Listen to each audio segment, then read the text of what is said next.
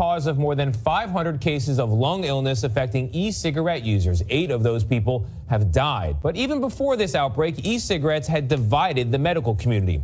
The American Lung Association says bluntly, e-cigarettes are not safe. But the American Cancer Society, on the other hand, says they are, quote, significantly less harmful for adults than smoking regular cigarettes. Another complication, the latest figures show nearly 5 million children use e-cigarettes.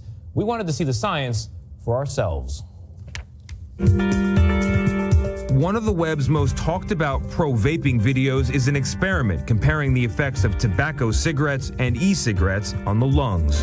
Here is the bell jar with cigarette smoke. I mean, it just is so revolting. Put out by none other than England's top public health agency.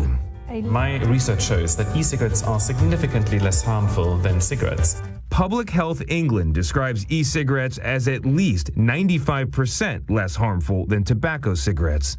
But is that really true?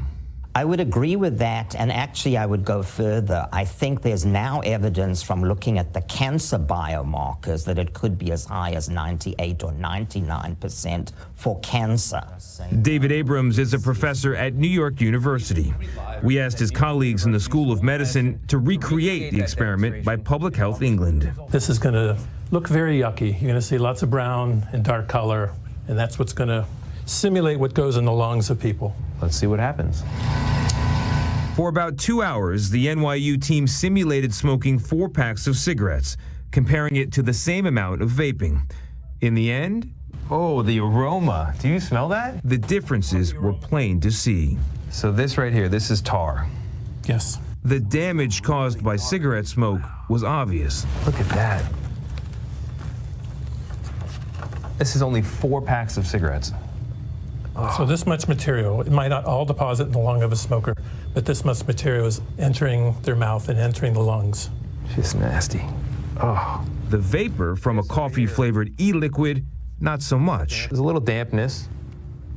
It smells like coffee. Yes. Public Health England is saying 95% less harmful. You think that is true or not? I think that's fairly accurate statement. Might be 80, 90, I don't know how they can be that accurate, but I said yes, they're much safer than cigarettes. But other American scientists, like Mark Alford, are drawing very different conclusions. I would say it's 95% harmful, because in any single study that I've seen that's looking at this in a meaningful way outside the lung, they're finding damage and harm. Inside this lab at West Virginia University, Alford investigates the potential long-term effects of vaping, not on the lungs, but on the heart.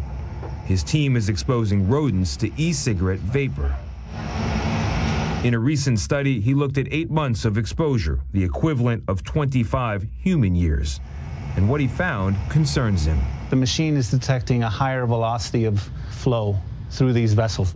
The animal's arteries stiffened almost as much as those exposed to cigarette smoke over the same time. And stiffer arteries means greater risk for stroke, for heart attack, atherosclerosis, aneurysms, any number of vascular effects. It's alarming to find this. It's extremely alarming because it tells me that e-cigarettes simply are not going to be safer than cigarettes. He's now trying to figure out why it happens.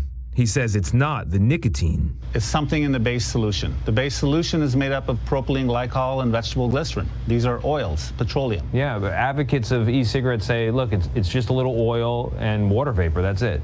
Well, so that's actually the biggest lie about e-cigarettes, is that it's water vapor. That's an oil and petroleum solution. When you think about the so-called continuum of risk, you know, you've got pure air over here, healthiest thing on the planet, and you've got cigarettes over here, one of the most deadly things ever invented.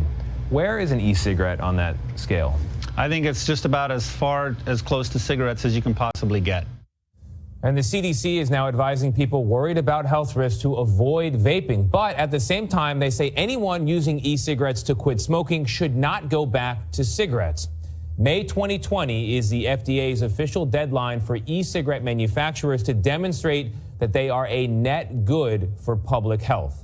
You can go to CBSthismorning.com to see more of our conversation with Dr. David Abrams, from NYU, and he's going to talk about why he's certain that e-cigarettes are a benefit for public health. But as you saw from Mark Alford's portion of the story, he says, look, the lung problem may be less with e-cigarettes, but you got to look at the whole body system, and the arteries are a different story. He's suggesting that NYU is looking in only one place. Exactly, yeah. Right. This is, I mean, it's where you see scientists, conflicting like that. Yeah, indeed. But one clear takeaway, though, I think is it's important that the CDC is now saying if you were a smoker who went to e-cigarettes, they're willing to say, don't go back. Maybe not stay, but don't go back. This reminds me of that debate about 10 years ago between corn syrup and sugar. Which is better for you? Here, it's just they're both bad. The trouble, one of these two camps is correct, and we have millions of lives at stake. All right.